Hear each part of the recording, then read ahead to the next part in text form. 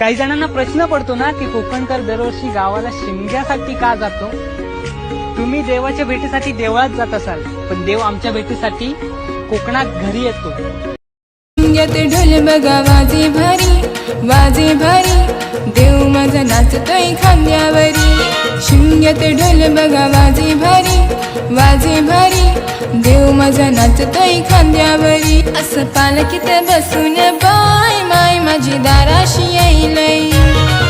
असं पालखीत बसून बाय माय माझी दाराशी येईलय. असं पालखीत बसून बाय देव माझा दाराशी येईलय. असं पालखीत बसून